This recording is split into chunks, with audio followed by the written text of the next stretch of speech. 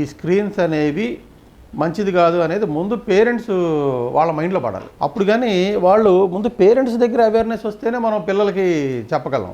చాలామంది పేరెంట్స్కి తెలియదు ఈ విషయం, తెలిసేసరికి కొంచెం లేట్ అయిపోతుంది. నేను చెప్పినట్టుగా ఏంటంటే ఈ స్క్రీన్ టైమ్స్ తగ్గించడానికి మనకు ఉన్నటువంటి వ్యవహారం డైవర్షన్. మెయిన్గా డైవర్ట్ చేయండి.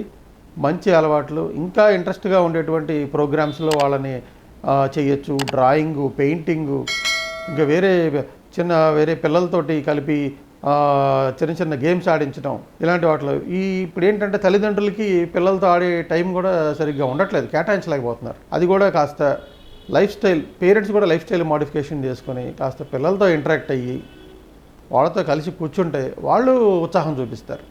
అప్పుడు ఈ స్క్రీన్ టైంని కాస్త ఎంతో కొంత నిరోధించగలుగుతాం. 2 సంవత్సరాల లోపల వాళ్ళకి అసలు స్క్రీన్ అనేది పరిచయం ఉండకూడదు. ఆ తర్వాత పెరిగే కొద్దికి కాస్త వాళ్ళకి ఊహ పెరుగుతుంది కాబట్టి ఆ టైంలో కొంచెం ఒక అరగంట వరకు అలౌ చేయొచ్చు. ఆ 5 సంవత్సరాలు దాటిన తర్వాత కూడా అకాడమిక్ పర్పస్లో కాస్త మీరు అలౌ చేయటం అనేది చాలా ఇంపార్టెంట్.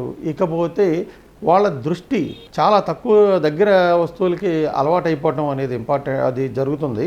అది చాలా ముఖ్యమైన విషయం. అందుకని ఏంటంటే 20-20-20 అనే ఒక రూల్ ఉందండి. ఒక 20 అడుగుల దూరానికి వాళ్ళ దృష్టిని మరల్చాలి ఒక 20 సెకండ్ల పాటు. సో ఇది 20-20-20 అనేది రూలు పాటించగలిగితే ఎంతో కొంత.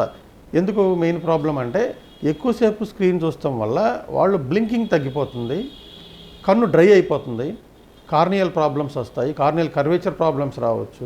పోను దానికి తగ్గట్టుగా హెడేక్ రావటం, నెక్స్ట్ కళ్ళజోడు అవసరం పడటం, ఇవన్నీ కూడా జరుగుతూ ఉంటాయి. సో అందుకని ఈ 20-20-20 అంటే 20 నిమిషాల పాటు స్క్రీన్ టైం అయినాక ఒక 20 అడుగుల దూరానికి దృష్టిని మలర్చి ఒక 20 సెకండ్ల పాటు అక్కడే ఫోకస్ చేస్తే ఏంటంటే ఈ ఫోకసింగ్ ప్రాబ్లమ్స్, దగ్గరికి దూరానికి కన్ను అలవాటు పడటం అనేది జరుగుతుంది, బ్లింకింగ్ పెరుగుతుంది.